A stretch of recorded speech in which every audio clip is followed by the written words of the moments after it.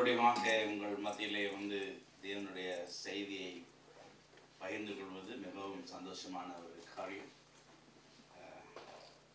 நான் வந்து மூன்றரை வருடங்களுக்கு மேலாயிட்டுன்னு நினைக்கிறேன். ஆனாலும் நீங்கள்லாம் அப்படியே தான் இருக்கிறீங்க, பார்க்குறதுக்கு ரொம்ப சந்தோஷம். ஹல்லேலூயா. இன்றைக்கு நான் ரொம்ப நாள் வச்சு தமிழில் பேசி, அதாவது இப்போ இங்கிலீஷ் பைபிள்லேருந்து தமிழுக்கு ட்ரான்ஸ்ஃபர் பண்ணி பார்க்குறேன் என்னுடைய பைபிளில். ஸோ கொஞ்சம் ஆனால் இன்னைக்கு முக்கியமாக நான் செபிக்கும் பொழுது ஆண்டவர் சில வசனங்களை மட்டும் கொடுத்தாரு. அதை குறித்து தான் இன்றைக்கி பேசணும். சில பேருடைய வாழ்க்கையில் இங்கே சில குடும்பங்களில் சில காரியங்களுக்காக நீங்கள் ஜெபிச்சு கொண்டிருக்கீங்க. அதை குறித்து சில வசனங்கள் ஆண்டவர் கொடுக்குறேன் அப்படின்னு சொல்லியிருக்கிறாரு. முதலாவது நம்ம பார்க்க வேண்டிய வசனம் வந்து மீகா எழுதின புஸ்தகம், மைக்கா, the book of Micah, chapter 7, verse 11. மீகா 7ஆம் அதிகாரம் 11ஆம் வசனம். யாராவது வாசிங்க.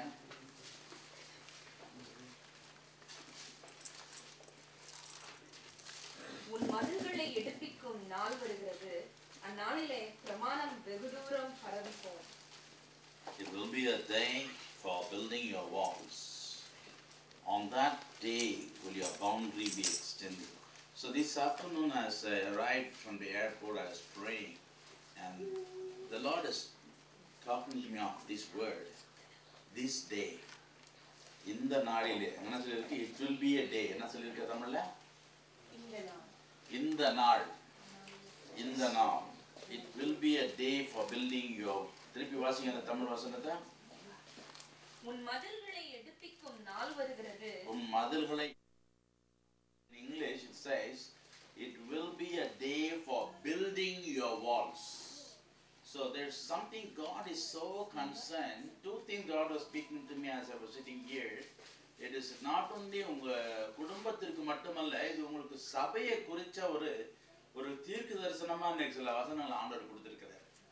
உங்களுடைய சபையை குறிச்ச ஒரு தீர்க்க தரிசனமா. ஆகவே இதை சில முக்கியமான சில வசனங்களை மட்டும் நம்ம பார்த்து அதை we are going to bring them together. So a day has come, and this is the day. It will be a day for building your walls, and your boundary will be extended. ஆகவே இந்த சபைக்கும் குடும்பங்களுக்கு, இந்த சபையில் இருக்கிற குடும்பங்களுக்கு ஆண்டவர் கொடுக்கிற ஒரு வார்த்தை, உங்களுடைய பவுண்டரிஸ் எக்ஸ்டெண்ட் ஆகும். ஹல்லேலூயா. உங்களுடைய சுவர்கள் கட்டப்படும் நாள் வந்துருச்சு. அதான் ஆண்டவர் சொல்றாரு. So shepherd your people with your scepter, the flock of your possession. 14ஆம் வசனம் வாசிங்க. கர்மேலின் நடுவிலே தனித்து வனவாசமாய் இருக்கிற உமது சுதந்திரமான மந்தையாகிய உம்முடைய ஜனத்தை உமது கோலினால் மேய்த்தருளும். பூர்வ நாட்களில் மேய்ந்தது போலவே அவர்கள் பாசானிலும் கீலேயாத்திலும் மேய்வார்களாக. நீ எகிப்து தேசத்திலிருந்து புறப்பட்ட நாளில் நடந்தது போலவே உன்னை அதிசயங்களை காண பண்ணுவேன். புறஜாதிகள் கண்டு தங்களுடைய எல்லா பராக்கிரமத்தை குறித்து வெட்கப்படுவார்கள்.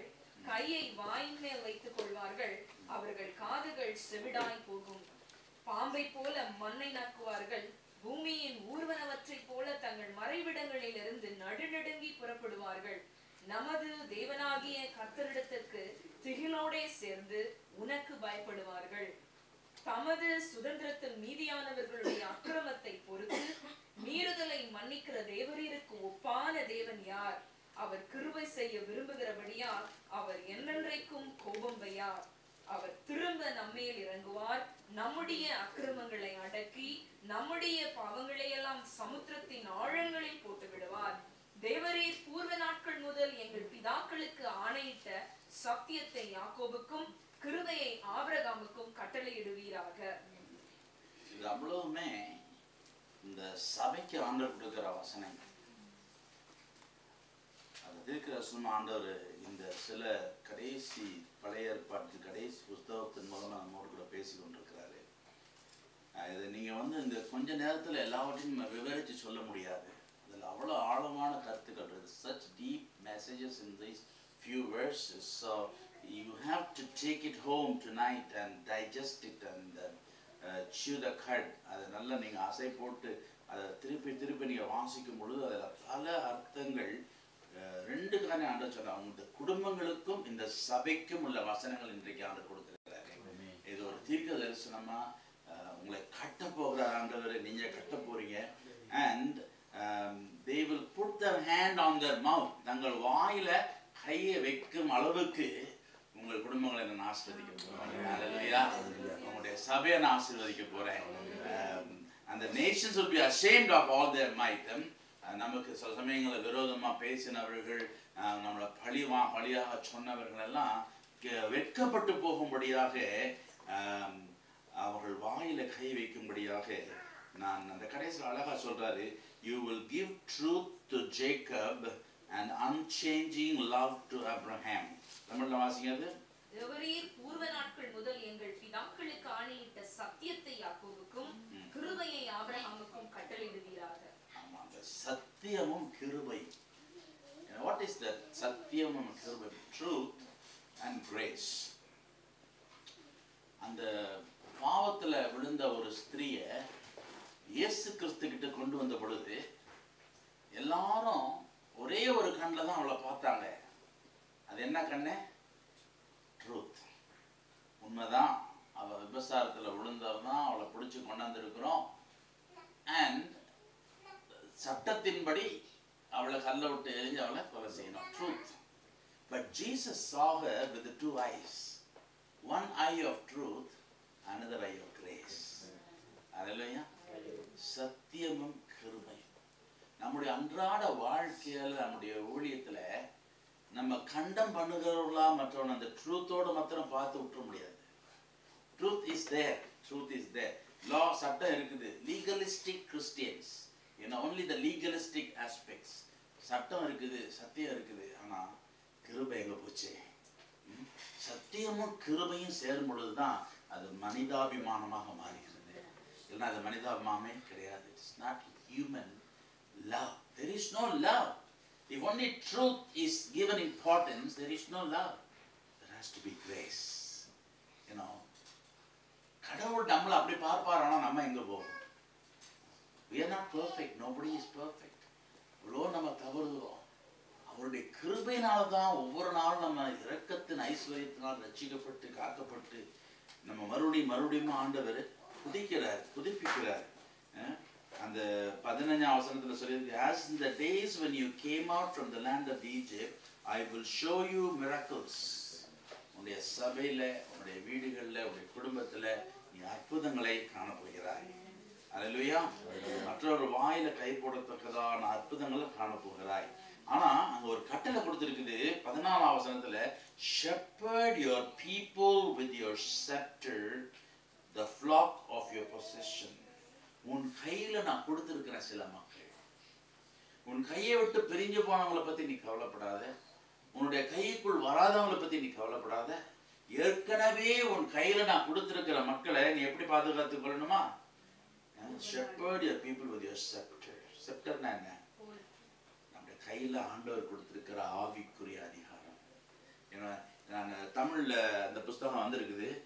I will show you later on, but I just wanted to show in passing. ஆவிக்குரிய அதிகாரத்தை பயன்படுத்துவது எப்படி என்று சொல்லி இங்கிலீஷ்லயும் இருக்குது. ஆவிக்குரிய அதிகாரத்தை பயிற்றுவியுங்கள், சாத்தானின் வல்லமைகளை வெற்றியுடன் மேற்கொள்ளுங்கள். It's a very important book. இங்கிலீஷ்லயும் இருக்குது, இப்ப தமிழ்ல இப்ப வந்திருக்குது. ஸோ நம்ம கொடுத்திருக்கிற ஆவிக்குரிய அதிகாரத்தை வைத்து அவங்களை நாம ஷெப்பர்ட் பண்ணணும். வித் யுவர் செப்டர்னா அது ஆவிக்குரிய அதிகாரம். அது எஸ்தர் ராணி ராஜா முன்னால ஒரு பெர்மிஷன் இல்லாம போனப்ப அவர் எதை கையில் எடுத்து காமிச்சானா, he stretched the scepter. அந்த செப்டர் அங்க வைக்கலன்னா அவளை கொண்டிருப்பாங்க. Anybody will be killed without the permission of the king. No one can go. So that scepter has authority to give life or to take away life. உயிரை வாங்கவும் உயிரை கொடுக்கவும் அந்த செப்டருக்கு அதிகாரம். ஆண்டவர் என்ன சொல்றாரு, உன் கையில சில ஆத்மாக்கள் நானே கொடுத்திருக்கிறேன், அவங்க உயிரை போக்கவும் உனக்கு அதிகாரம் இருக்கு. தவறான வழியில் நடத்தினா உயிர் போச்சு. அவங்களுடைய உயிர்னா என்னங்க? ஆத்மா, ரட்சிப்பு, எட்டர்னல் லைஃப். எத்தனையோ ஷெப்பர்ட்ஸ் இன்னைக்கு தவறான வழியில மக்களை நடத்தி கொண்டு போறாங்க. அப்ப அவங்களுடைய ஆத்மா எங்க போகுது? எரிகிற அக்கடிக்குள்ள தான் போகுது. இன்னைக்கு பயங்கரமான ஒரு டீச்சிங் வந்து கொண்டிருக்கு உலகம் எங்கும். What is that? வந்திருக்குதாங்க தெரியாதா? You have to know. ஒரு பயங்கரமான டீச்சிங் வந்து கொண்டு இருக்குது. என்ன டீச்சிங் அது? The greater grace. Grace is there, but greater grace na என்ன?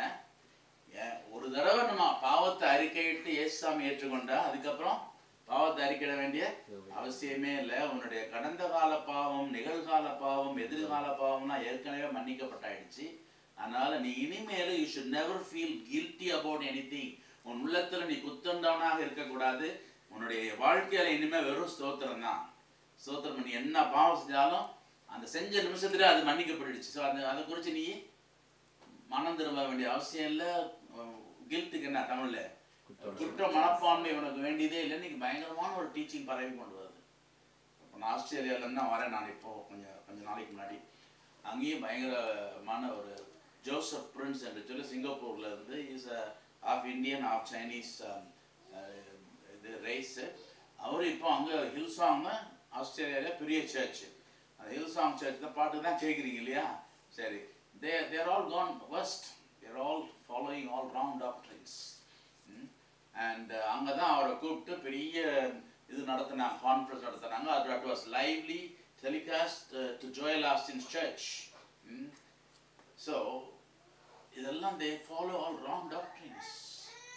So no more confession of sin.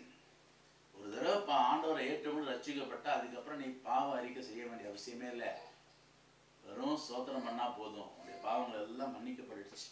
So this is a very convenient doctrine, right? So everybody is running for it. எத்தனையோ ஆயிரக்கணக்கான மக்கள் ஓடிக்கொண்டே இருக்கிறாங்க. இப்போ மெல்பர்ன்லயும் start பண்ணிட்டாங்க. அங்கேயும் எத்தனையோ பேர் மற்ற மெயின் லைன் சர்ச்சஸ்லாம் விட்டுட்டு ஓடுறாங்க. For young people it's very convenient.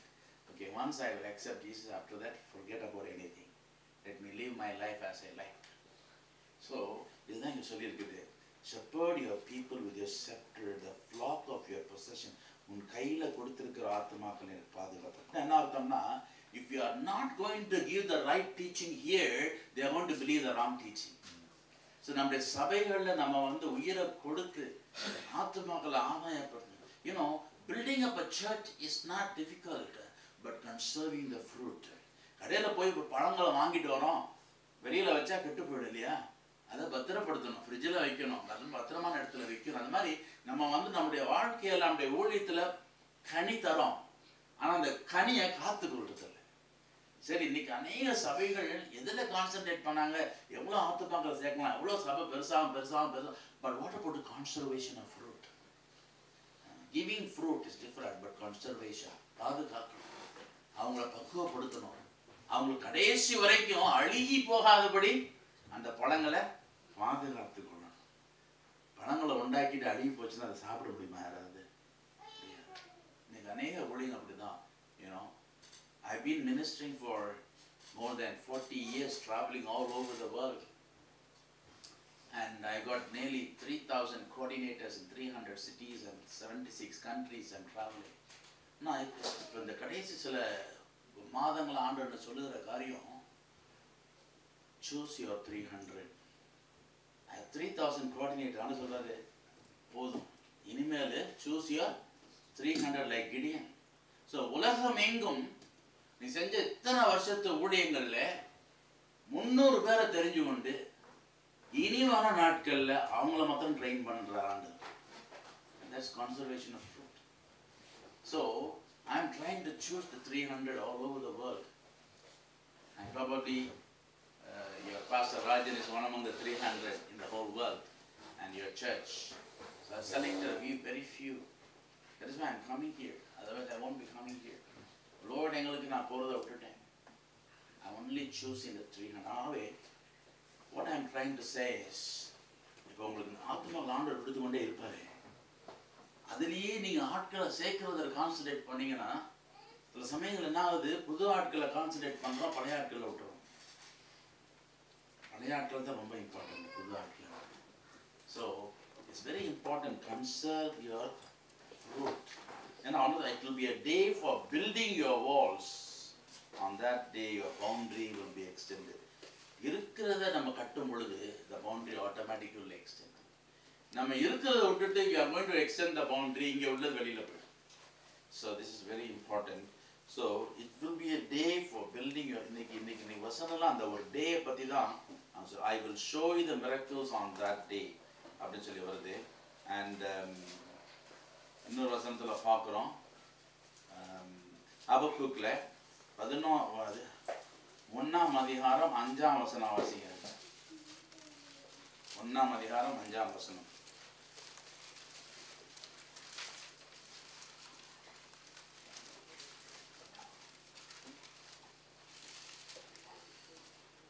நீங்கள் புறஜாதிகளை நோக்கி பார்த்து ஆச்சரியப்பட்டு பிரமியுங்கள். விவரிக்கப்பட்டாலும் நீங்கள் விசுவாசியாத ஒரு கிரியை உங்கள் நாட்களில் நடப்பிப்பேன். Behold, because I am doing something in your days. As I said, this is a prophetic word this evening. தீர்க்கதரிசனமா சில வசனங்கள் ஆண்டு நமக்கு குடும்பங்களுக்கும் நம்முடைய சபையை கொண்டு வந்திருக்கிறாரு. அங்க சொல்லுகிறது in your day. இன்றைக்கு நாம் வாசிக்கிற இந்த நாட்களிலே I am doing something. And you would not believe even if you were told. Tamil என்ன சொல்லுது? விவரிக்கப்பட்டாலும் நீங்கள் விசுவாசியாத ஒரு கிரியை உங்கள் நாட்களிலே நடப்பிப்பேன் அப்படின்னு ஆண்டவர் சொல்லும் பொழுது நம்ம என்ன செய்யணுமா? விசுவாசிக்கிறது மாத்திரம் இல்ல, எதிர்பார்த்தலோடு உட்கார்ந்துருக்கணும். ஆண்டவர் நீ எதை காண்பிக்க போகிறீரப்பா? இரவும் பகலும் நம்ம ஜாக்கிரதையா உபவாசத்திலையும் ஜபத்திலையும் எதிர்பார்த்தலோடையும் உட்கார்ந்து காத்திருக்கும் பொழுது விவரித்தாலும், அதாவது அநேகருக்கு புரிய மாட்டேங்குது. ஆண்டவர் வந்து விவரிக்கிறாரு, ஆனா புரிய மாட்டேங்குது. ஏன்னா நம்ம காத்திருக்கல. விவரிக்கப்பட்டாலும் நீங்கள் விசுவாசியாத ஒரு கிரியை உங்கள் நாட்களில் நடப்பிப்பேன். Now be ready for it. 3 வருஷம் கழிச்சு நான் இன்னைக்கு இங்க வந்திருக்கிறேன்னா இந்த வசனத்தை தான் ஆண்டவர் கொடுத்திருக்கிறார். எனக்கு பிரசங்கருக்கு எத்தனையோ செய்திகள் இருக்குது. இன்னைக்கு மத்தியானத்துல இருந்து நான் ரொம்ப போராட்டத்தில் இருக்கிறேன். ஆண்டவர் இந்த வசனத்தை எடுத்து பேசுன்றாரு. இதுல நான் என்ன பேசுறது ஆண்டவரே எனக்கு தெரியலையா, இதைத்தான் பேசுன்றாரு. அதனாலதான் பேசுறேன். உங்களுக்கு இதை தீர்க்கதரிசனம் சொல்றேன் இந்த வசனங்கள் எல்லாம். ஸோ இந்த நாட்கள் உங்கள் மத்தியில் ஆண்டவர் கிரியை நடத்த போறாரு. அண்ட் தொடர்ந்து நம்ம வாசிப்போமானால் அங்க ரொம்ப அழகா அந்த தொடர்ந்து வாசித்து கொண்டே போவோமானால் 13ஆம் வசனம் வாசிங்க. ஹபக்குக் 1:13. தீமையை பார்க்க மாட்டாத சுத்த கண்ணனே, அநியாயத்தை நோக்கி கொண்டிருக்க மாட்டீரே, பின்னை துரோகிகளை நீ நோக்கி கொண்டிருக்கிறது என்ன?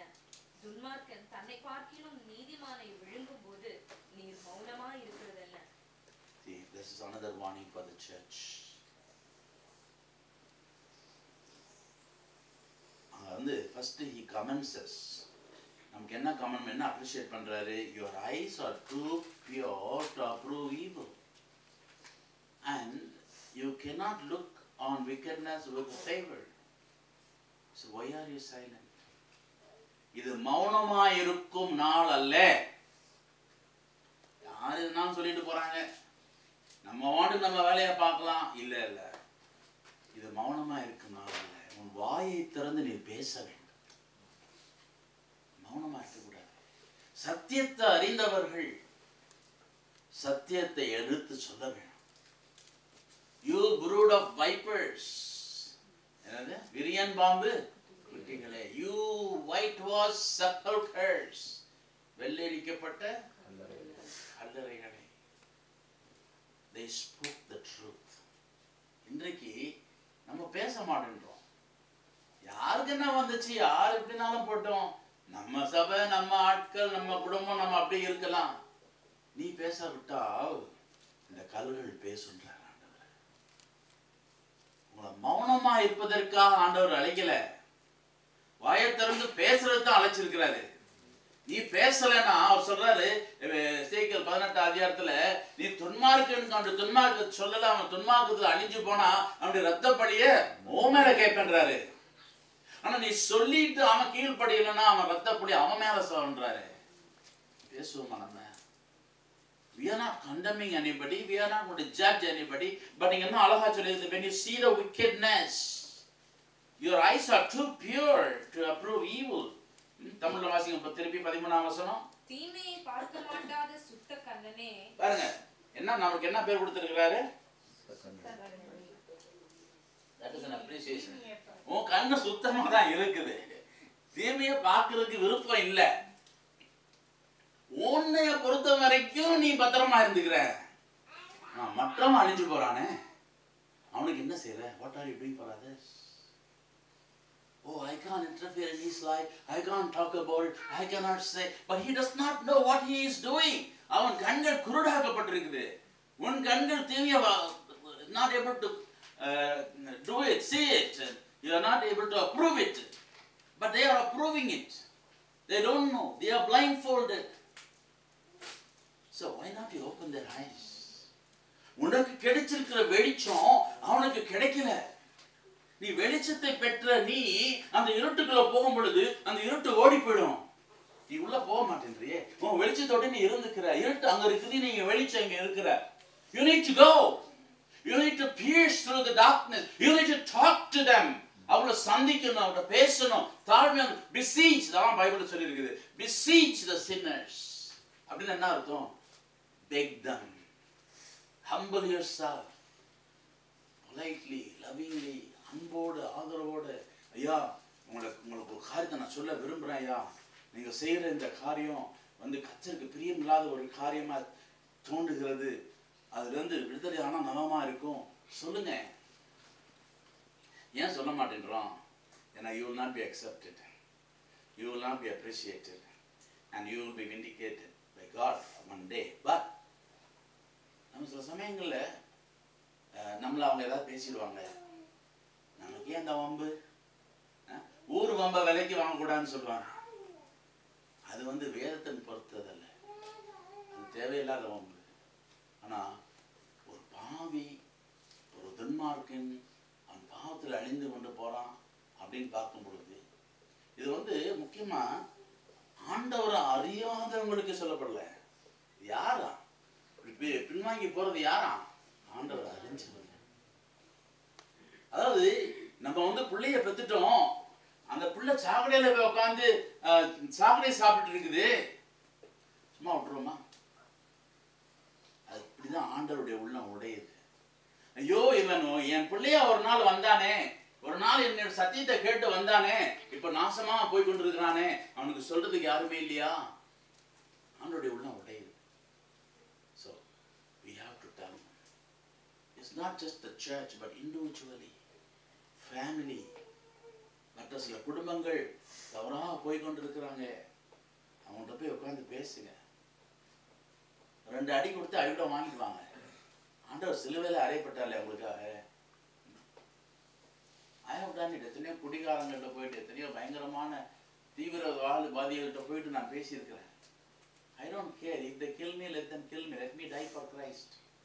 But அவளுக்கு நான் சொல்லாவிட்டால் யார் சொல்லுவா? சொல்லுகிறவன் இல்லாவிட்டால் கேட்கிறவன் எப்படி கேட்பான்?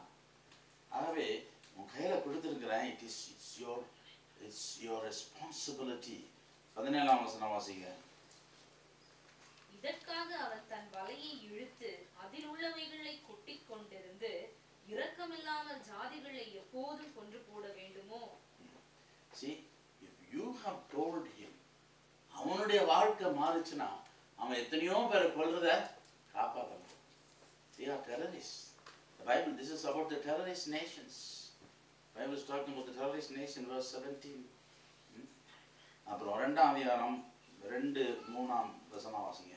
அப்பொழுது கர்த்தர் எனக்கு பிரதியுத்தரமாக, நீ தரிசனத்தை எழுதி அதை கடந்தோடுகிறவன் வாசிக்கும்படி பலகைகளிலே தீர்க்கமாக வரை. குறித்த காலத்துக்கு தரிசனம் இன்னும் வைக்கப்பட்டிருக்கிறது, முடிவிலே அது விளங்கும். பாருங்க, அது என்ன சொல்றாரு? நீ அவங்களுக்கு சொல்லு, அது மாத்திரம் இல்ல, அதை எழுது, inscribe it on tablets, that the one who reads it may run. எழுதுங்க, send the emails. Those days I used to do a lot of online ministry many years ago, when the internet came. Online chat ஆரம்பிப்பேன், and I will say, do you want to get victory over sex and bondage and violence அப்போ எவனா ஒருத்தர் answer பண்ணுவான், உடனே என்னுடைய over coming temptation book அதில் போட்டு விட்டுட்டு அது இன்னொருத்தனுக்கு சேட் பண்ணுவேன். Do you want, அவன் சொல்லுவான், I want to sing, I want to hear a song, உடனே ஒரு காஸ்பல் சாங்கை போட்டு விட்டுருவேன். இப்படி ஒரே டைமில் I'll be chatting with 5 or 6 people. The gospel message will keep going all over the world. And I trained some people those days, but then I don't have time to do that. But there's a great ministry in Facebook, in online chat. ஒரே டைமில் whole world you can reach. Online chat. Put some messages, put some songs, you know. And so we have to keep telling them and write books. There are some people here who can write it. These books are touching lives all over the world. 10 major languages. And the books are 10 major languages: French, Spanish, Chinese, Portuguese, Italian, Indonesian. So many languages that have been translated. Romanian. So these are going all over the world. So do something. Write it. Write letters. Talk to people. Write it and put it on the walls. உங்கள் வீட்டு சுவர்கள் வெளியில் என்ன இருக்குது? Write and put them. Let people read. இந்தியாவில் எங்கள் வீட்டுக்கு மேலே டாப்பில் பெரிய வசனத்தை பெருசாக எழுதி போட்டு வச்சுருப்போம். அப்போ அந்த ரோட்டில் போகிறவங்கெல்லாம் அந்த வசனத்தை வாசிக்க முடியும். அந்த வசனத்தின் மூலிமா they can be saved. So write it on. பைபிளில் சொல்லியிருக்கு, வீட்டில் சுவர்களில் வாசலில் கதவுல வசனங்கள் எழுதி போடுங்கன்னு சொல்லிட்டு. இது புது வீடு வாங்கியிருக்கீங்களா? ஒரு வசனம் கூட இல்லை இங்கே, சரியா? எங்கே இருக்குது? வசனங்கள் எழுதி போடுங்க. வெளியில், உள்ள, வெளியில், எல்லா இடத்துலையும். காரில் போடுங்க, வசனங்கள் எழுதி போடுங்க. Write it down. People can read. You don't know, the Holy Spirit will do it. You do your job. You write it down. And the Holy Spirit will talk to that person. And he can be saved. So there are a lot of ways. நம்ம வந்து மௌனமாக இருக்கிற காலம் இல்லை, இது பேசுகிற ஒரு காலம். சும்மா இருக்கிற காலம் இல்லை. We need to do something. Every day people are perishing. இந்த 1 hourல நம்ம கிட்டத்தட்ட நம்ம இங்கே வந்த 1 hourல 16,000 people have died in this world. And 90% of them have gone to hell.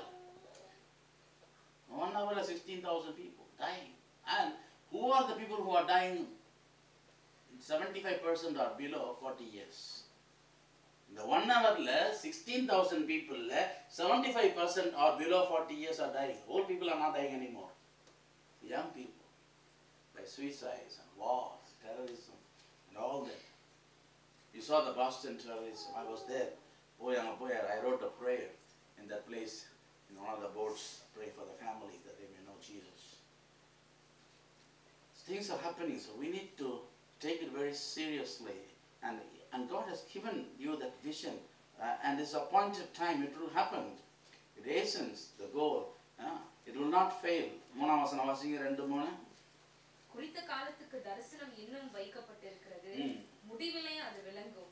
அது பொய் சொல்லாது, அது தாமதித்தாலும் அதற்கு காத்திரு, அது நிச்சயமாய் வரும், அது தாமதிப்பதில்லை. சில சமயங்கள்ல நம்ம வந்து நம்ம செய்யற ஊழியத்துல ரிசல்ட் எதிர்பார்க்கிறோம். And you don't get immediate results. And சில சமயங்களில் சோர்ந்து போகிறோம். சரி, இந்த மாதிரி நான் எத்தனையோ வாட்டி பண்ணியிருக்கிறேன், எவ்வளோ ட்ராக் டிஸ்ட்ரிபியூட் பண்ணியிருக்கிறேன், யாருமே அச்சீவிட்ட மாதிரி தெரியல. ஆண்டவர் சொல்றாரு, தாமதித்தாலும் அது நிச்சயமாய் வரும். அல்லேலூயா. அது நிறைவேறும். நீ செய்ய வேண்டிய வேலை நீ செய்ய, அவர் செய்ய வேண்டிய வேலை அவர் செய்வார். And then the righteous will live by faith in what that person did. So this is the time.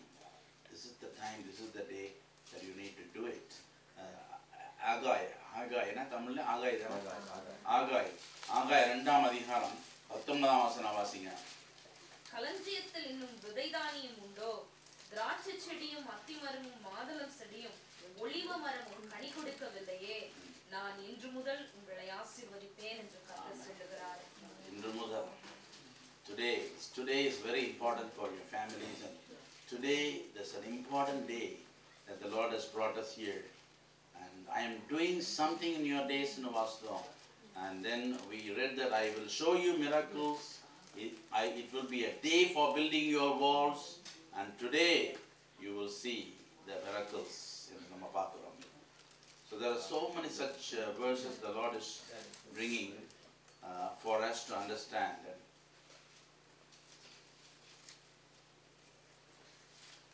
And but Tamil, I don't know, it come Hosea chapter 8 verse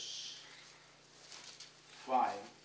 How long will they be incapable of innocence? எதுவரைக்கும் சுத்தாங்கம் அடைய மாட்டாதிருப்பார்கள். You know, see, there's an incapability of innocence. அது வந்து சுத்தாங்கம்னா புரியுது உங்களுக்கு? என்ன what is the meaning of சுத்தாங்கம்? இது ரொம்ப pure தமிழ்ல இருக்குங்க. சரி, that is English term, incapable. How long will they be incapable of innocence? That is குழந்தைய போல ஒருத்த மாறலன்னா அவன் தேவனுடைய ராஜ்யத்துக்கு தகுதி இல்லை. அந்த இன்னசென்ஸ் தான் கேட்கலாம். ஏன்னா குழந்தை வந்து இன்னசென்ஸ். அந்த இன்னசென்ஸுக்குள்ள நம்ம ஆண்டவர் கொண்டு வர விரும்புகிறார். ஏன்னா it's our hearts are full of wickedness. சில பேர்கிட்ட எதை பேசினாலும் அவங்க ரெண்டு அர்த்தமாக எடுப்பாங்க. அது விக்கெடாக யோசிப்பாங்க. ஆனால் அவர் ஆண்டு சொல்கிறார், அதிலிருந்து மனம் திரும்பி ஒரு குழந்தைய போல சத்தியத்தை ஏற்றுக்கொள்ளுகிற அந்த தன்மை மனுஷனுக்கு வரணும்னு சொல்லி பார்க்குறோம். அதான் நான் சொன்னேன், அந்த ரெண்டு கண்கள், ஒரு கண்ணு வந்து கிருபை, இன்னொரு கண்ணு என்னவா? சத்தியம். Truth and grace. இது ரொம்ப முக்கியமான ஒரு teaching you have to understand. அதாவது ஒரு எக்ஸாம்பிள் கொடுக்குறதுன்னா கொடுக்கலாம். ட்ரூத் வந்து எலும்பு கூடு, ரைட்? கிரேஸ் வந்து என்னவா? சதை. Truth is skeleton and grace is the flesh. Okay? Now, only when the truth is there, you are only an elumbu good, only a skeleton. You know, there is nothing there. Does truth have beauty without grace? இப்போ miss universe lady ஒருத்தரை அவளை கூட்டு வந்து அவ வெறும் எலும்பு கூட மாத்திரம் காமிச்சா அவள் மிஸ் யூனிவர்ஸ் வர முடியுமா? How does beauty come? When you put flesh on the bones. Without the flesh, there is no ரூபமே இல்லை. ஸோ இன்னைக்கு அநேகர் அந்த ட்ரூத்தை மாத்திரம் பிடிச்சு கொண்டு இருக்கிறாங்க. கிருபைன்றது எல்லாமே போயிடுச்சு. Dogmatic about the doctrines. அதே சமயத்தில் ட்ரூத் இல்லாம வெறும் கிரேஸ் மாத்திரம் இருக்குன்னு வச்சுக்க, வெறும் சதப்பிண்டமா நிக்குமா, விழுந்துரும் கீழே. இந்த களிமண்ணில் செஞ்சா டபக்கும் கீழே விழுந்தது மாதிரி. புரியுதா? புரியுதா? Truth is bone and grace is flesh.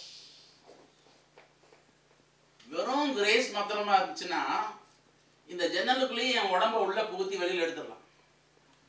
வெறும் சதம் மொத்த எலும்பு இல்லைன்னா அமிக்கி இமிக்கி ஸ்குவீஸ் பண்ணி, அப்படிதான் சில பேர் எல்லாத்தையும் ஸ்குவீஸ் பண்ணி வெளியில் எடுத்துடலாம் அவங்க. ஏன்னா ட்ரூத் கிடையாது. ஃப்ளெக்சிபிள் ஜெல்லி ஃபிஷ் மாதிரி எங்கனாலும் அவங்கள உள்ள நுழைக்கலாம், எங்கனாலும் வெளியில் எடுக்கலாம். ட்ரூத் கிடையாது. அதான் சொல்லுவாங்களே, முதுகெலும்பு இல்லாமல் இருக்கேடன்னா, தட் இஸ் ட்ரூத். அந்த மூணு backbone. Don't have a backbone to stand for your convictions.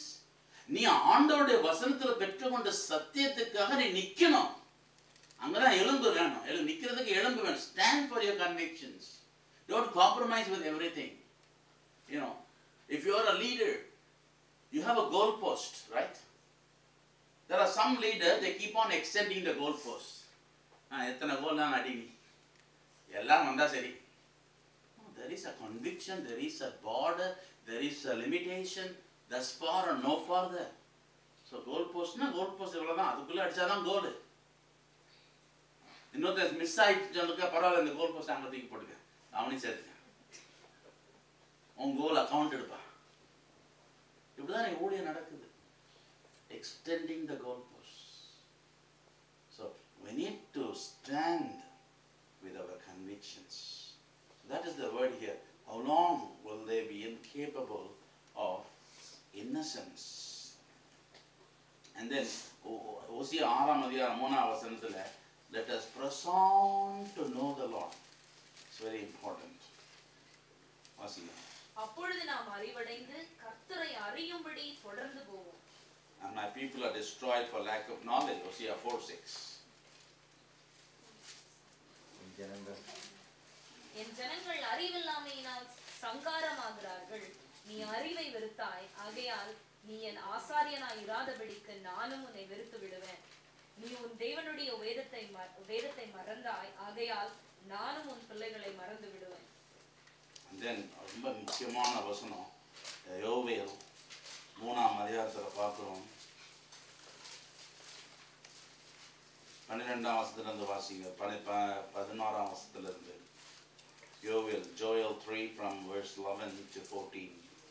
சகல ஜாதிகளே, நீங்கள் சுற்றிலும் இருந்த ஏகமாய் வந்து கூடுங்கள்.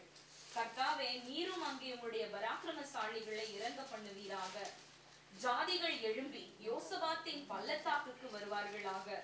சுற்றிலும் உள்ள ஜாதிகளை நியாயம் தீர்க்க அங்கே நான் வீற்றிருப்பேன்.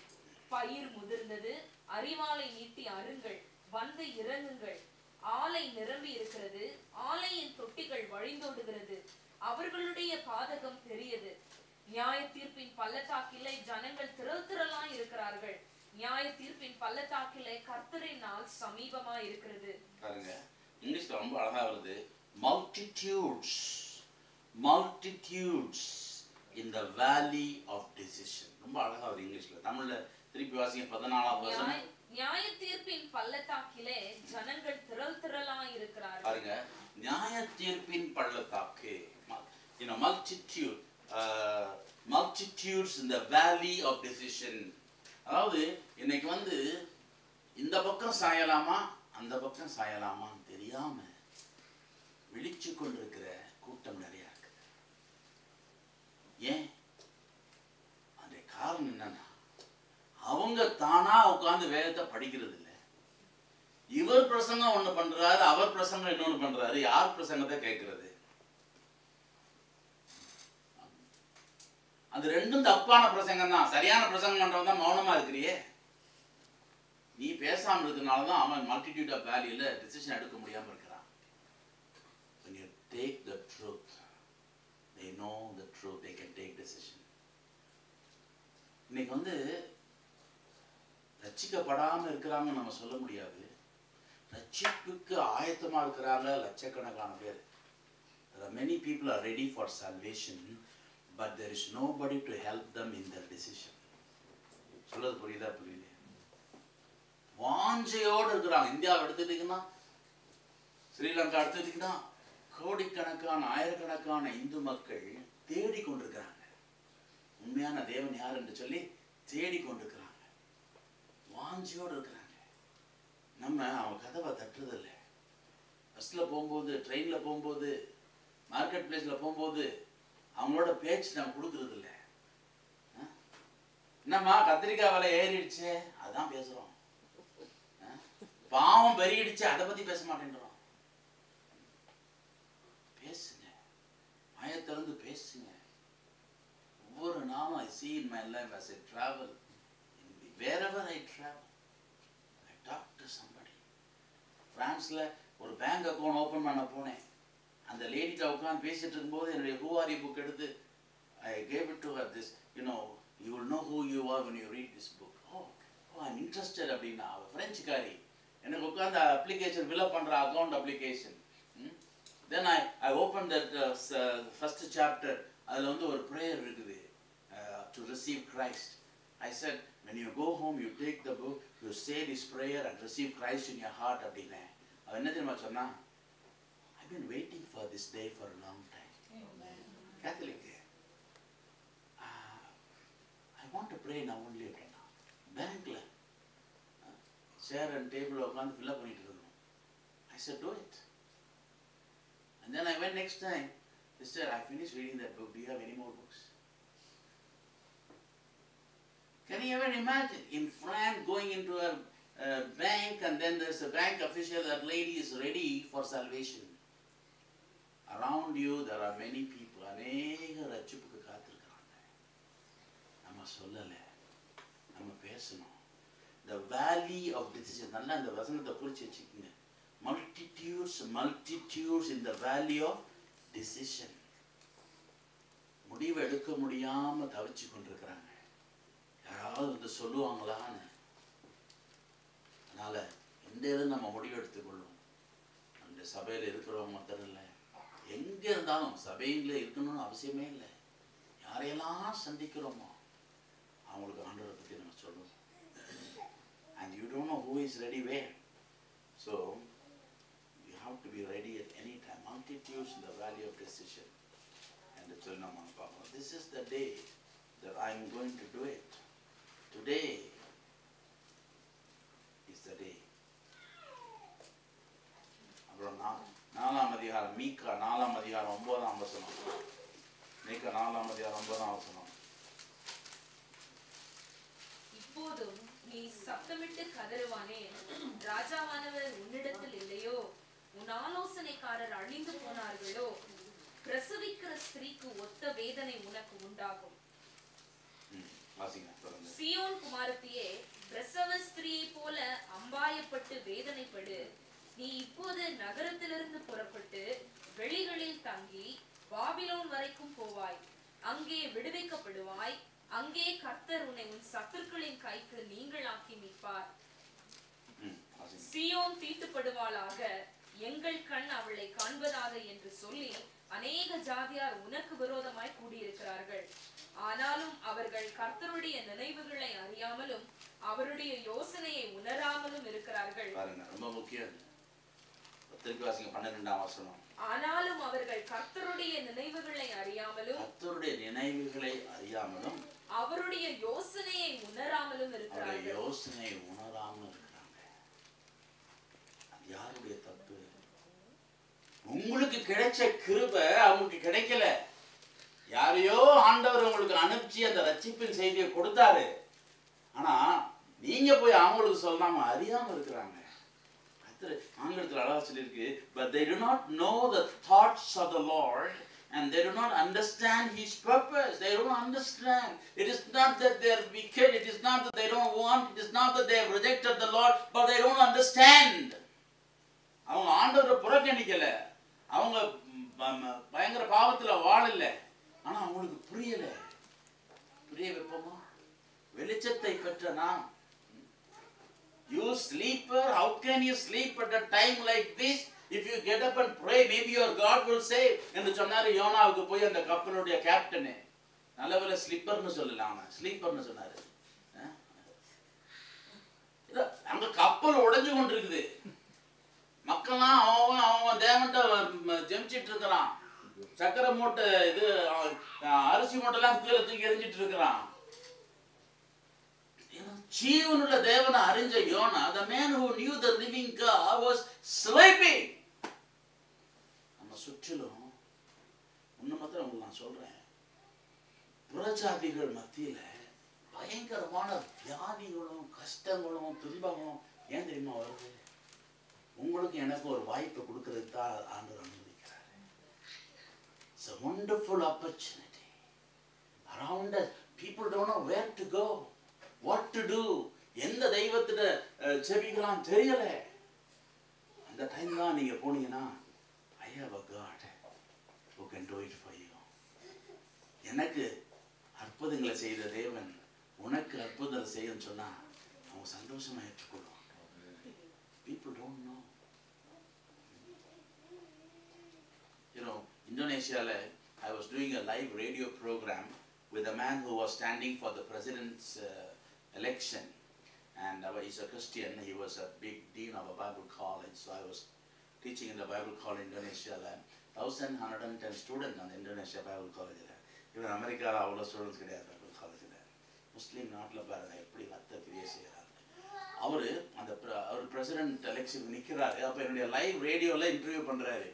அப்போ பயங்கரமான ஃப்ளட்ஸ் இந்தோனேஷியால, ஜகார்த்தால எல்லா இடங்களையும் கார்லாம் மிதக்குது, வேன் கூட மிதக்குது. ஸோ போட்ல போய் தான் அந்த வேன்ல கார் இருக்கிறவங்களும் எடுத்து போட்ல இறக்கி அவங்க கொண்டு வரணும். ஸோ அவர் ஒரு கேள்வி கேட்டார் லைவ் ரேடியோ ப்ரோக்ராம்ல, why do you think God has allowed this kind of destruction and floods in Indonesia? இப்போ அவர் கேட்ட கேள்வியோட நோக்கம் என்னன்னா பொலிட்டிக்கல். ஏன்னா அவர் என்ன சொல்லுவேன்னு நினைக்கிறாரு, இந்த அப்போசிஷன் பார்ட்டி சரியானபடி அங்கே கேனல்லாம் வெட்டலை, அந்த வாட்டர் வேஸ்ட் பண்ணலை, அதனால தான் எல்லாம் ஃப்ளட் ஆகுது. ஏன்னா அந்த சைடில் அந்த இதுக்கு என்ன வாட் இஸ் தட் இது கெட்டவே வால்ஸ்லாம் சரியாக பில்ட் பண்ணலை, சேனல்ஸ் பில்ட் பண்ணலன்னா எல்லாம் அடைச்சு போயிடும். So he is trying to somehow get an answer to counter the opposition. இப்போ என்னையா ட்ரபிளில் போட்டு விட்டார். நான் இப்போ லைவ் ரேடியோவில் இருக்கிறேன். நான் அவனுக்கு அகேன்ஸ்ட் சொன்னால் நாளைக்கு நீ அரெஸ்ட் பண்ணாமல் பண்ணிவிடுவேன். ஆனால் அது இப்போ present government You know, but anyway, I don't want to say anything negative. And I'm a God's servant, you should not talk anything negative. So now, நெகேமியா மாதிரி ஒரு செகண்ட் ஆண்டோட ஜெபத்தை ஆண்டவரே என்ன பதில் சொல்றது சொல்லுங்க ஆண்டவரேன்னு சொல்லி டக்குன்னு ஆண்டவர் ஒரு பதில் கொடுத்தாரு on the spot பாருங்க. I said, God has allowed these floods because it is a wonderful opportunity for Christians in Indonesia to show the love to the people. இந்த கஷ்டமான நேரத்துல கிறிஸ்தவர்களுக்கு ஒரு அருமையான வாய்ப்பு தேவன் கொடுத்திருக்கிறாரு. அப்ப நம்ம கிறிஸ்தவ மக்கள் ஓடி ஓடி போய் இவங்களெல்லாம் ஹெல்ப் பண்ணும் பொழுது we show the love of Christ to them. Hallelujah. So God has given us an opportunity. நம்ம சுத்தியிலும் நல்ல வாய்ப்புகள் இருக்கு. எத்தனை பேர் வீட்டை போய் கதவை தட்டி இருக்கிறீங்க? Knock the door. இந்த கல்ச்சர்ல அதெல்லாம் அக்செப்ட் பண்ண மாட்டாங்க. Whether they accept it or not. எசேக்கியேல் என்ன சொன்னாரு? அவர்கள் மந்த புத்தி உடையவர்கள். அவர்கள் they are a rebellious people. தமிழ்ல என்ன rebelliousக்கு? முரட்டாட்டம் உள்ள மக்கள். அவர்கள் கேட்டாலும் கேட்காவிட்டாலும் இதோ கர்த்தருடைய வாய் இதை சொல்லிட்டுன்னு சொல்லு. அவங்க நீ சொல்றதை கேட்க மாட்டாங்க. ஏன் தெரியுமா? நான் சொன்னதே கேட்கல, ஆனா நீ சொன்னதை கேட்க மாட்டாங்க. ஆனா I'm a God of justice. அவன் அறியாமல் அழிஞ்சு போக கூடாது. அவன் கேட்டுட்டு கீழ்ப்படியாம அழிஞ்சு போனா ஃபைன். ஆனா அவன் கேட்காம அறியாமல் அழிஞ்சு போனா I cannot tolerate it. So அதனாலதான் நான் நம்ம சொல்றாரு, நீ சொல்லுங்க. சொல்லுங்க இல்லாவிட்டா எப்படி சொல்ல முடியும்? யோனாவோ தூங்கி கொண்டிருந்தான்.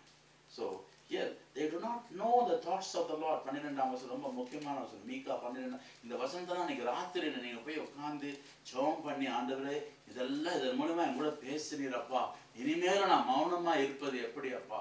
இனிமேலும் ஒவ்வொரு நாளும் டிஎல் மோடி பெரிய கோடிக்கணக்கான மக்களுக்கு பேசுவாராம்.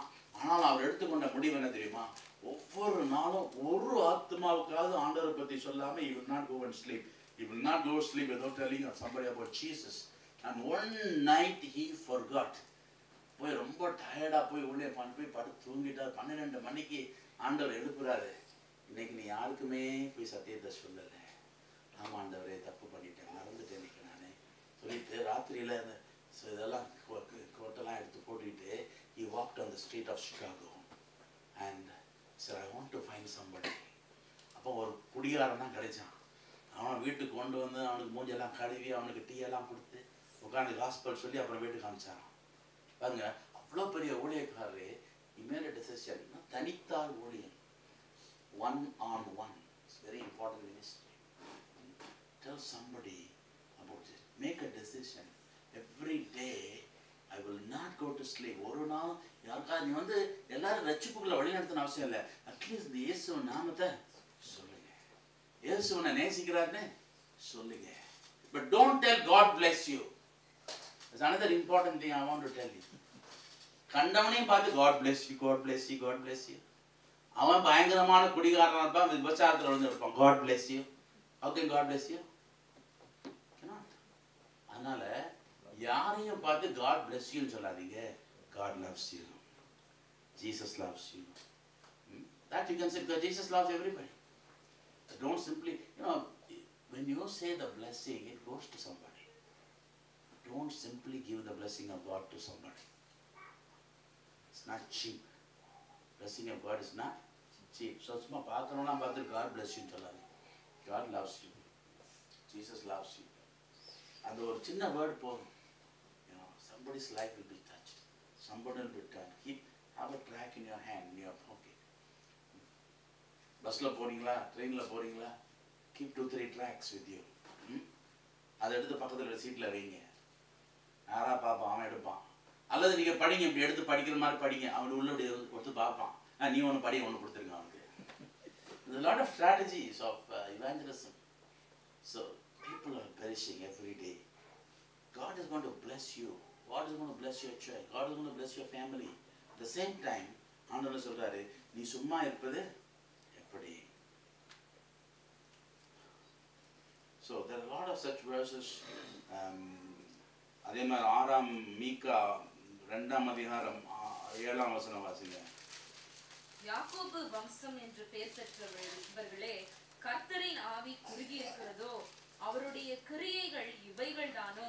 செம்மையாய் நடக்கிறவனுக்கு என் வார்த்தைகள் நன்மை செய்யாதோ? அவருடைய வார்த்தை என்ன செய்யுமா? நன்மை செய்யும். நம்ம யாரையும் கன்வின்ஸ் பண்ண வேண்டிய அவசியம் இல்லை.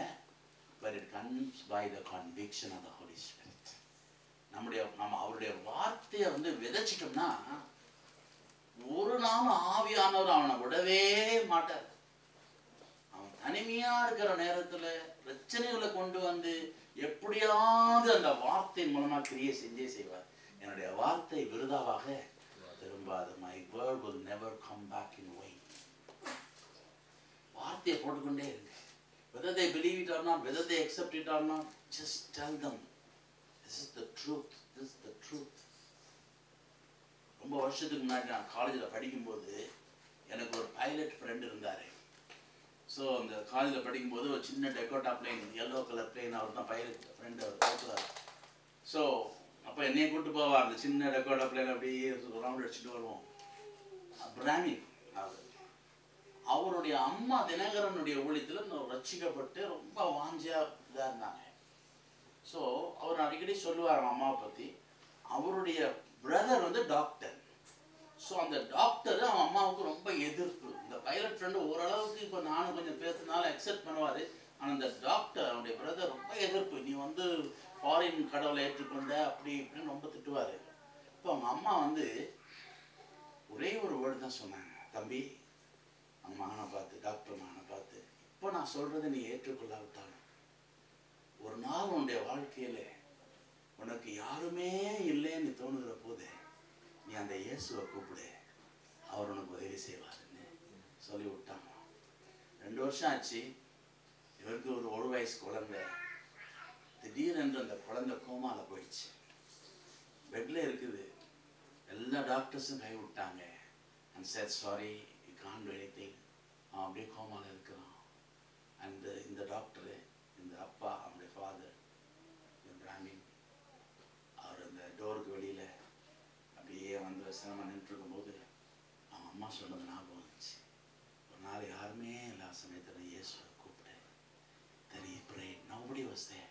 He prayed, Lord Jesus, நீ உண்மையான தெய்வமா இருப்பீரானா என் பிள்ளைக்கு உயிரை கொடு சுவாமி, நான் உன்னை ஏற்றுக்கொள்வேன் சொல்றானா. அவன் உள்ளது அந்த பையன் டேடின்னு கூப்பிடுறான். பாருங்க, உடனே போய் அவன் he said, this is truly the living God. அவ்வளோ அவங்க அம்மாவை திட்டுவார், அவரு கேலி பண்ணுவாரு. ஆனா அந்த அம்மா தன் அவமானத்தை கூட எண்ணாம, தன் மகன் திட்டுறதை கூட பொருட்படுத்தாம ஒரு சேலஞ்ச், நீ ஒரு நாள் இயேசுவை கூப்பிட்டுப்பார். அநேக இந்துக்களை பார்த்து நான் சொல்லுவேன், இத்தனை வியாதி, இத்தனை தெய்வங்களை நீங்க கும்பிடுறீங்க, சரி இது வரைக்கும் நீங்க கும்பிட்டீங்க, ஒண்ணுமே வரல, இந்த இயேசுவை ஒரு தடவை ட்ரை பண்ணி பாருங்களேன். இந்த இயேசுவை ஒரு தடவை ட்ரை பண்ணி பாருங்களேன். அவர் உங்களுக்கு உத்தரவு கொடுக்கலன்னா நீங்க பின்பற்ற வேணாம், விட்டுடுங்க, பரவாயில்ல, ஆனா ட்ரை பண்ணி பாருங்களேன். ஆனா ஒரு கண்டிஷன், அந்த இயேசு நாமத்தை சொல்லும் பொழுது வேற நாமத்தை சொல்லக்கூடாது. You should only mention the name Jesus, no other name. Then only he will do it for you. நான் கல்யாணம் பண்றதுக்கு முன்னாடி நான் இன்ஜினியராக இருந்தேன் பெங்களூர்ல. அப்போ ஒரு வயசான பாட்டி, குண்டலம் பாட்டின்னு நல்ல காதுகளை பெருசாக தொங்கிட்டு இருக்கு குண்டலம், ஊர்ல இருந்து எனக்கு சமையல் பண்ணி போடுவாங்க. அவ்வளோ வைராக்கியமான பாட்டி. வெள்ளிக்கிழமை போய் அந்த டெம்பிளில் போய் எல்லாத்தையும் பண்ணிட்டு வரணும், திருநூறு போடணும், எல்லாம் பண்ணணும். ஆனால் அதுக்கு பயங்கரமான முட்டு வலி, பிபி எல்லாம் இருந்துச்சு.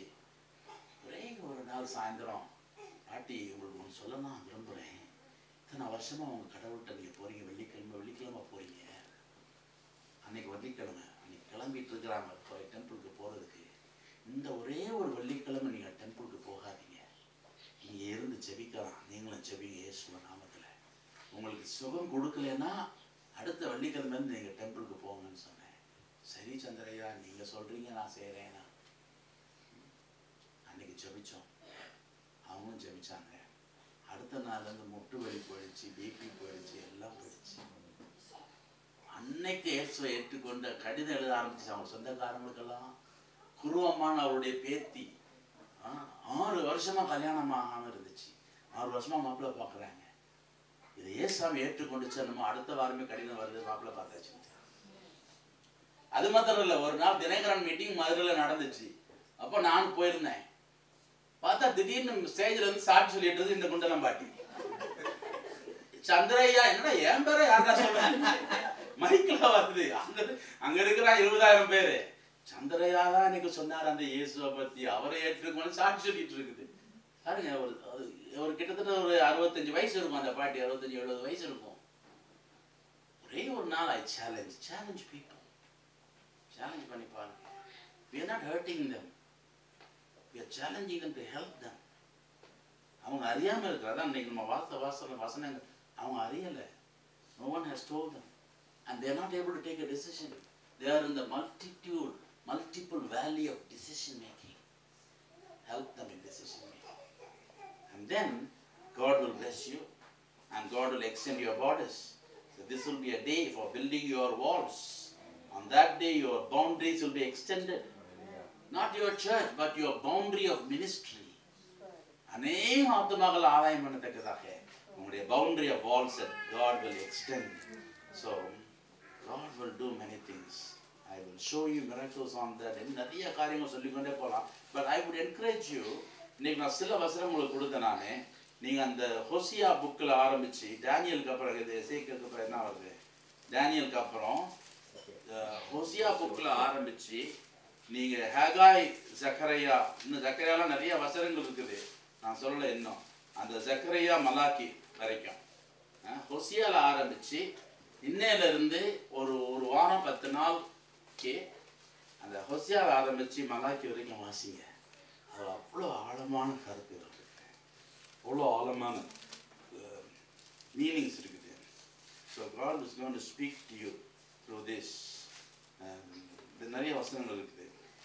I am the Lord, I will answer. அவர்களுக்கு செவி கொடுப்பேன், அவர்களுடைய செவிகள் ஏறிட்டு நிறைய காரியம் நான் எழுதி வச்சிருக்கிறேன். But we don't have time to just keep on. And no காரியம் I want to bring to your notice. And we have time. Okay. சரி, சக்கரையா எடுங்க. சக்கரையா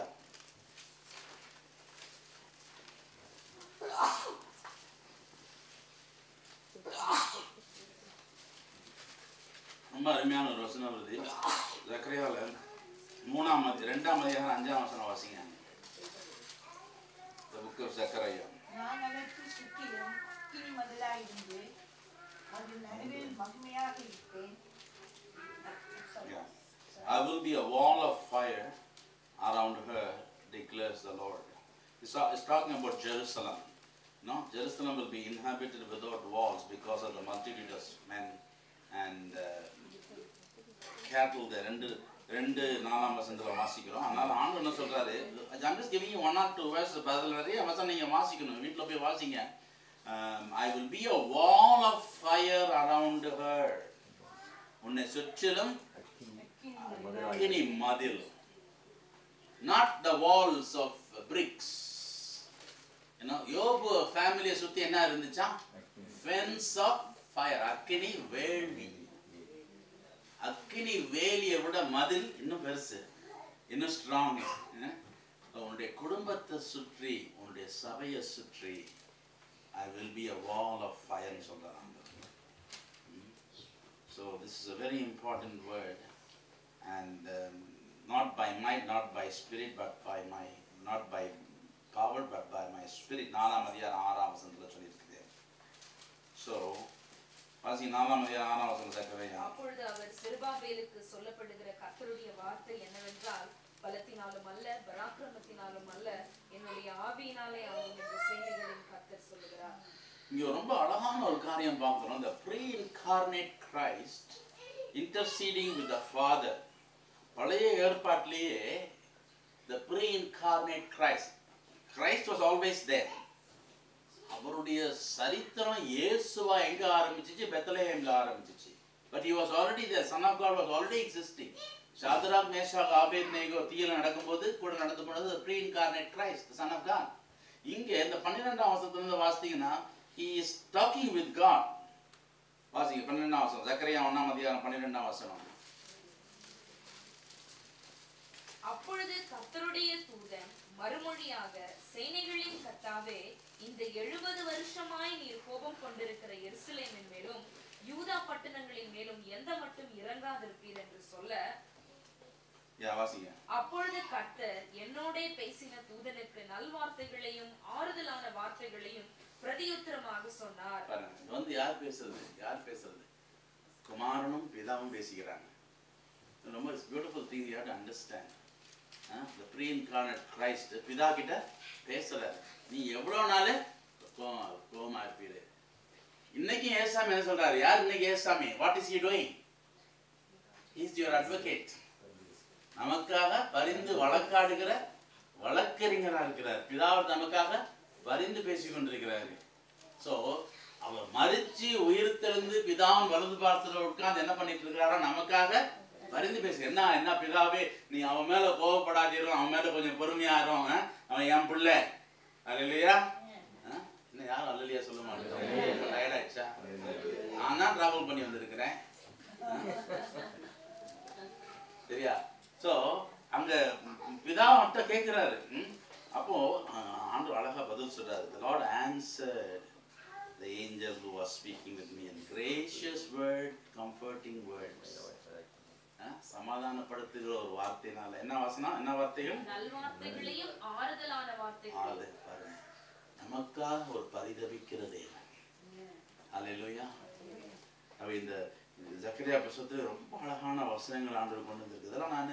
இதெல்லாம் நான் காலையில அதிகாலையில முழங்கால இருந்தே 1 hour 2 hours முழங்கால இருந்து இதெல்லாம் நான் படிச்சேன். எல்லா புத்தகத்தையும் ஒவ்வொரு நாளும் அதெல்லாம் எழுதி வச்சிருக்கேன். பாரு, பைபிள்ல எல்லாம் மார்க் பண்ணி வச்சிருக்கிறேன். ரெட் அண்ட் கிரீன் எல்லாம் முழங்கால இருந்து. ஏன்னா it's not easy to understand. Not easy. Ravi, நான் உங்களுக்கு சும்மா ஒரு வருஷம் தான் சொல்றேன். இதுல இன்னும் நிறைய இருக்கு. படிக்க it will take time for you to ஒண்ணுனா நல்லா நீங்க மார்க் பண்ணி எழுதி அந்த அகராதியில போய் அதை படிச்சு பார்த்தீங்கன்னா then you will know. அந்த விஷனை பத்தி இங்க சொல்றாரு. நாளைக்கு சனிக்கிழமை I am going to talk to you about how to interpret visions and dreams. தரிசனங்களையும் சொப்பனங்களையும் எப்படி புரிந்து கொள்வது, அதை எப்படி வியாக்கியானம் பண்ணுவது, அதை எப்படி அப்ளை பண்ணுவது practical on their lifeல and apply for the lives of other people. So I'm going to teach on that. This is a very rare subject. இப்போதான் இங்கே வரதுக்கு முன்னால் நியூ ஹாம்ஷயர்ல நேற்று evening I was teaching that.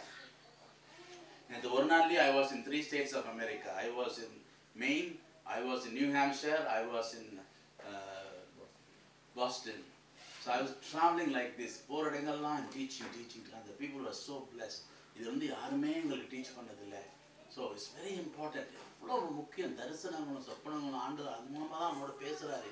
1/3 of the Bible is full of dreams and visions. Dreams and visions எல்லாம் இன்னைக்கு பைபிளே இல்லை. நம்முடைய வாழ்க்கையில் எவ்வளோ பேச முயற்சி பண்றாரு ஆண்டவர். ஆனால் we are not taking it seriously. ஏதோ ட்ரீம் வந்துச்சு, அது போயிடுச்சு, அவ்வளோதான். எது கொடுக்குறாரு? For us to do something, for us to be careful. நம்மளுக்கு எச்சரிக்கிறாரு. So come on Saturday, write down some of your dreams and visions, and I'm going to give interpretation for it, as well as I'm going to teach you. அதை எப்படி புரிஞ்சு கொள்வது, எப்படி அதுக்கு interpretation கொடுக்கிறது, பல காரியங்கள் இருக்குது. ஆப்ஜெக்ட் லெசன்ஸு, சிம்பாலிக் மீனிங் என்ன, இதெல்லாம் நம்ம கண்டுபிடிக்கணும். And it will be very helpful to me, to you, and to others. So இதில் நிறைய விஷயத்தை குறித்து எழுதுறாரு. ஸோ இன்றைக்கு நம்ம பார்க்குற காரியங்கள் அந்த this day, this is the time now God started doing something in your life. You will see miracles, you will see deliverance, you will see the decision making coming in your life, and you will help others. மற்றவங்களுக்கு நம்ம உதவி செய்வீங்க. உங்களுடைய வாழ்க்கையில் பெரிய காரியத்தை இன்றைக்கு செய்ய ஆரம்பிச்சுட்டார் ஆண்டவர். நீ மௌனமாக இருக்கிறதுக்கு காலம் இல்லை, மௌனமாக இருக்கிறதுக்கு காலம் இல்லை. நீ ஜெபத்தோடையும் உபவாசத்தோடையும் ஆண்டவர் நான் எப்பொழுது எங்க வாயை திறக்கணும் சுவாமி, யார்கிட்ட என்ன பேசணும் சுவாமி, அழிந்து போகும் ஆத்துமாக்களை காப்பாற்றணுமே சுவாமி என்ற பாரத்தோடு கூட நம்ம இந்த வசனங்களை படிக்கும் பொழுது ஆண்டவர் உங்களோடு கூட பேச போறாரு. இது வந்து உங்களுக்கு சும்மா ஜஸ்ட் கிவிங் யூ பிகினிங், அவ்வளோதான். இந்த நான் சொன்ன ஹோசியாவிலேருந்து மலாக்கி வரைக்கும் நீங்கள் படிக்க இந்த ஒரு சில 1-2 வாரங்கள், இந்த ஒரு மாசத்துல உங்களுடைய வாழ்க்கையே வித்தியாசமாக இருக்க போகுது, உங்களுடைய ஊழியமே வித்தியாசமாக இருக்க போகுது. உங்களுடைய சபையில் ஒரு பெரிய எழுப்புதலை காண போறீங்க, உங்களுடைய சபையில பெரிய மாற்றத்தை காண போறீங்க. இந்த சபையில you are going to conserve the fruits. நாம் எழுந்து நிற்போம், ஜெயிச்சு முடிக்க போறோம்.